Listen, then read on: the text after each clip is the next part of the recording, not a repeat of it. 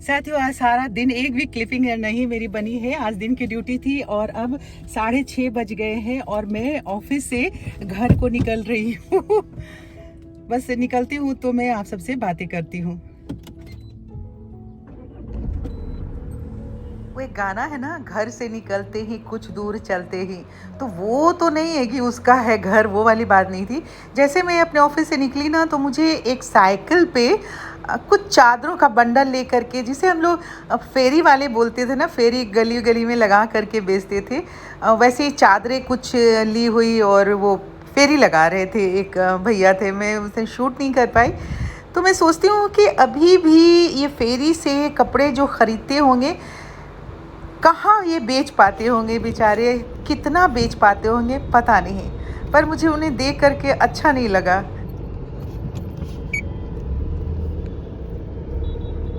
चारों तरफ से इस तरह से ट्रैफिक आके एक जगह इकट्ठी हो जाती है और जितने भी तिराहा होता है, जिसे चौराहा तो नहीं कहते, तिराहा जो होते हैं वहाँ पे हर तरफ से लोग, दफ्तर से निकल के भागने वाले लोग की अफरा तफरी मची हुई होती है। और उसी अफरा तफरी में जब एक बार देर हो जाए ना तो बस देर होती ही चली जाती है। ये बस वाले ना ब्लिंकर देते हैं ना कुछ देते हैं, जहाँ मर्जी वहीं पे अचानक से गाड़ी को मोड़ लेते हैं। बस इतनी बड़ी होती है, उसे इस तरह से मोड़ लेते हैं। आप सभी का बहुत बहुत स्वागत है। शाम को आप सबका मैं स्वागत कर रही हूँ और इस वक्त से अपनी ब्लॉगिंग की शुरुआत कर रही हूँ। दफ्तर से निकलने के बाद आप सबको समय में दिखा दिया है और अब घर पहुँचूंगी। उसके बाद कितना टाइम बचता है मेरे पास घर का काम करने के लिए, वो सब आप देखेंगे। क्योंकि सुबह मॉर्निंग ड्यूटी है और सुबह फिर मुझे घर से 5:30 बजे निकल जाना होगा, जिसके लिए 3:30 बजे मुझे उठना पड़ता है। देख रहे हैं पीछे राइट साइड में ट्रैफिक की हालत, आप सब देख लीजिए कितनी बुरी तरीके से ट्रैफिक है। और बीच बीच में जहाँ डिवाइडर मिलता है वहीं से लोग जो है यू टर्न लेना शुरू कर देते हैं, ये देख करके कि भीड़ बहुत ज़्यादा है। जहाँ सड़क थोड़ी सी खुली हुई मिलती है वहीं से लोग गाड़ी मोड़ना शुरू कर देते हैं। और यहाँ पे देख लीजिए कि ये कितने लंबे जाम में फंसे हुए हैं लोग, राइट साइड वाले। हम लेफ्ट वाले को तो मिल रही है जगह, हम निकल जाएंगे, पर राइट वालों को देखिए। और इसकी वजह से जो है बहुत मुश्किल होती है सड़क पे चलना। आप सबको साथियों कम से कम 1.5 किलोमीटर का जाम मैंने दिखा दिया। ये देखिए कितनी बुरी तरीके से जाम है और कितनी गाड़ियां लगी हुई हैं। और ये जाम जो है धौला कुआं तक लगा हुआ है। सोचिए, राम मनोहर लोहिया हॉस्पिटल से धौला कुआं तक जाम है। वजह हमें कुछ भी नहीं मालूम है कि क्या वजह है कि राइट साइड में सीपी जाने वालों की इतने बड़े जाम में सब फंसे हुए हैं। अब इसे ही कहते हैं एकदम सही वाला गोधूली वेला। देखिए, और गोधूली वेला में मैं एंटर कर रही थी अपने कैंटोनमेंट एरिया में। अचानक से मुझे ये सारी लाइटें दिखी ना तो बहुत ही अच्छा लगा। ये 15 अगस्त के समय में सारी तिरंगे के रंग में लगाया गया था, तो बहुत ही खूबसूरत लग रहा है मुझे ये देख के। होम स्वीट होम, घर पहुंच गई और अब बजे हैं 7:15 हो रहे हैं। मैं घड़ी में देख करके आप सबको बता रही हूँ बस। और बॉडी भी आ गई है, वो चाय बना रही हैं, तो उन्होंने कहा जल्दी मैं कपड़े चेंज कर लूँ ताकि मैं इत्मीनान से बैठ के चाय पी पाऊँ। चाय पीने के लिए आके बैठ गई हूँ इत्मीनान से। और आज ना सुबह मैंने बाल हेयर वॉश किया था। कल संडे था, कल नहीं हेयर वॉश कर पाई थी क्योंकि सारा दिन कुछ ना कुछ काम था। और शाम को मैंने जब आपसे ये बात कही थी ना कि मुझे टेरेस गार्डन का काम करना है, जो आपने देखा, तो मैंने कहा कि फिर वहाँ मिट्टी उड़ेगी, धूल उड़ेगी, तो बाल फिर गंदे हो जाएंगे और सुबह ऑफिस जाना था, तो इसलिए आज मैंने वॉश किया। और जब सुबह हेयर वॉश करके ऑफिस के लिए निकलो ना तो बहुत फ्रेशनेस महसूस होती है, सर एकदम हल्का हल्का सा लगने लगता है। और ये देख रहे हैं, ये मेरे सारे टी शर्ट आप सब देखते होंगे। अभी किसी ने सवाल नहीं किया, मैं खुद ही बता देती हूँ। एक्चुअली टी शर्ट्स जो होते हैं ना, मैंने पहले एक बार बताया आप सबको कि ये टी शर्ट्स मैं अपने बेटे के टी शर्ट्स को पहनती हूँ। एक बहुत अच्छा सा एहसास मुझे मिलता रहता है। पर हाँ, उसमें ये होता है कि वो भी ऐसे ही करता है और मैं भी ऐसे ही करती हूँ। जो नेक होता है ना, चूँकि ये राउंड नेक होता है, तो पोलो नेक शायद कहते, पता नहीं पोलो नेक कहते क्या कहते हैं, राउंड नेक होता है यहाँ पे, तो ये गले में यहाँ तक लगता रहता है। और मैं जो कपड़ा पहनती हूँ ना, उसका नेक, ये वाली जो हड्डी होती है ना, इसके नीचे नहीं होना तो मुझे बड़ा अनईजी सा फील होता रहता है। तो वो भी ऐसा करता है और मैं भी यही करती हूँ। वो भी अपने नेक को कैंची से कट करके हटा देता है और मैं थोड़ा सा और उसे कट कर देती हूँ, ताकि ये वाला पोर्शन जो है बहुत फ्री रहे और अच्छा सा फील होता रहे, नहीं तो बहुत ऐसे टाइट टाइट सा लगता है। तो अब बॉडी चाय बना के दे गई है, ये देखिए, बस चाय पीने लगती हूँ, चाय पी रही हूँ और उसके बाद मिलते हैं, देखते हैं, क्योंकि सबको मालूम है कि एक बंदा जब 8 बजे ऑफिस से 7 बजे ऑफिस से आएगा तो आने के बाद उसके पास करने के लिए और क्या होता है, सिवाय 2 फुलके बनाएगा, खुद खाएगा या फिर मम्मी को देगा या इनके लिए। तो आजकल ये लोग भी है, आज मम्मी दांत अपना ठीक करवा के आई है चाय पी के, फिर मैं जाके ज़रा सा देखती हूँ। अभी तो उनको दूध और ब्रेड दिया है खाने के लिए, वो खा रही हैं। उसी टाइम में मैं आ गई इधर चाय पीने के लिए। फिर मैं देखती हूँ ज़रा दांत वांत का उनका क्या हाल चाल है, चाय पी के चलते हैं साथ साथ, है ना। इन दिनों हिंदी सप्ताह चल रहा है हमारे दफ्तर में, और इसमें बार बार सब कहते हैं, हिंदी सप्ताह जब होता है जो सरकारी ऑफिसेज़ वगैरह हैं या जहाँ भी प्राइवेट ऑफिसेज़ भी हैं, तो वहाँ भी हिंदी सप्ताह मनाया जाता है। और उसमें कविताएं, कहानियाँ, स्वरचित कविताएं भी लोग बोलते रहते हैं। और हमेशा से मुझे जब भी ये कहते हैं कि सरिता आप भी अपनी आवाज़ में कोई कविता सुनाइए, तो अस्वरचित तो कोई कविता होती नहीं है हमारे पास, क्योंकि उसे बिल्कुल अपने व्यक्तिगत रूप से इस्तेमाल करने के लिए मैं रखती हूँ। जो 2-4 लाइनें कभी अगर लिख ली तो लिख ली।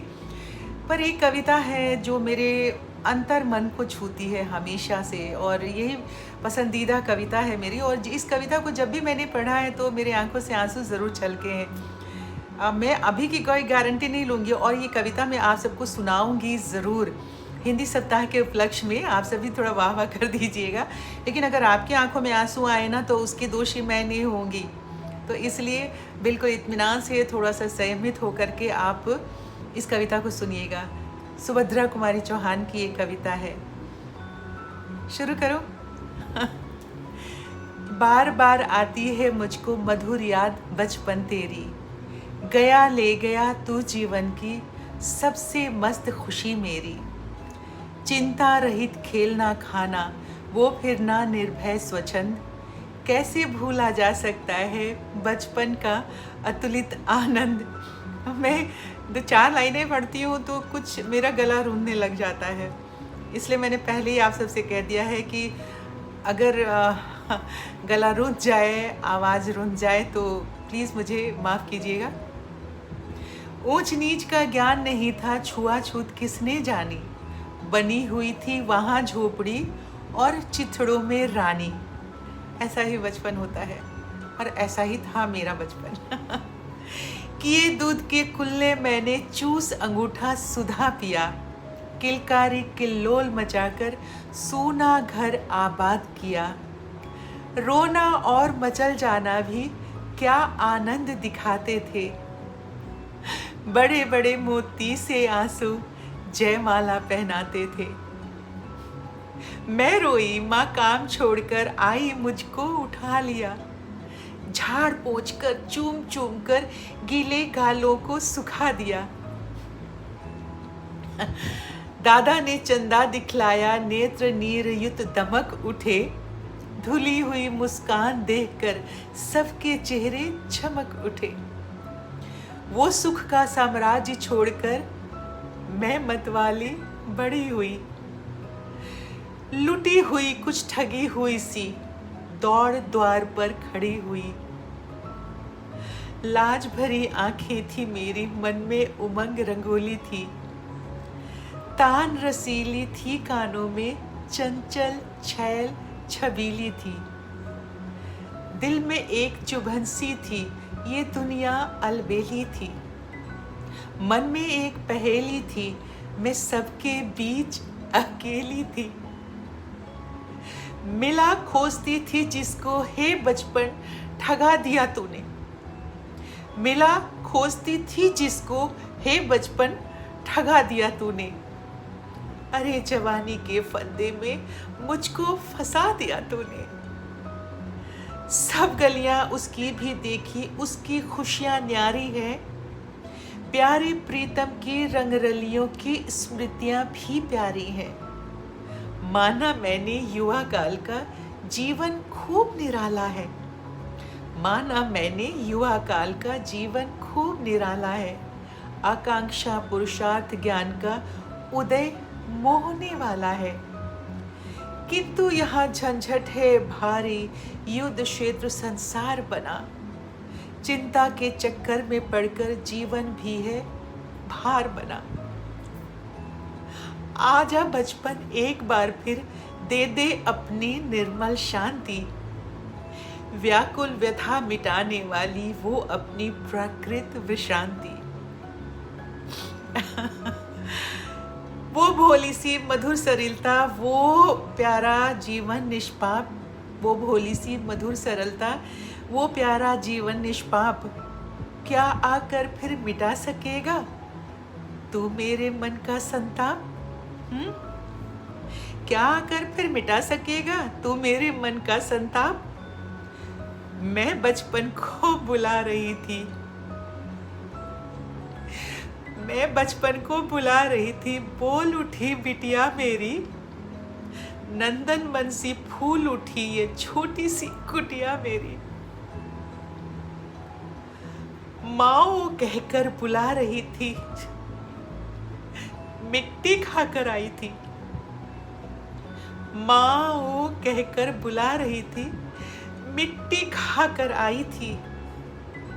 कुछ मुंह में कुछ लिए हाथ में, मुझे खिलाने आई थी। पुलक रहे थे अंग ध्रुगों में, कौतूहल था झलक रहा। मुंह पर थी आहाद ललिमा, विजय गर्व था झलक रहा। मैंने पूछा ये क्या लाई?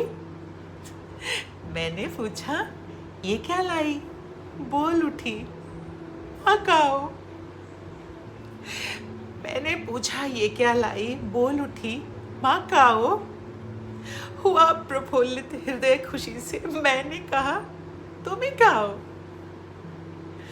पाया मैंने बचपन फिर से, बचपन बेटी बनाया। उसकी मंजुल मूर्ति देखकर मुझ में नौ जीवन आया। मैं भी उसके साथ खेलती खाती हूँ, तुतलाती हूँ। मिलकर उसके साथ स्वयं मैं भी बच्ची बन जाती हूँ। जिसे खोजती थी बरसों से, अब जाकर उसको पाया। भाग गया था मुझे छोड़कर, भाग गया था मुझे छोड़कर, वो बचपन फिर से आया।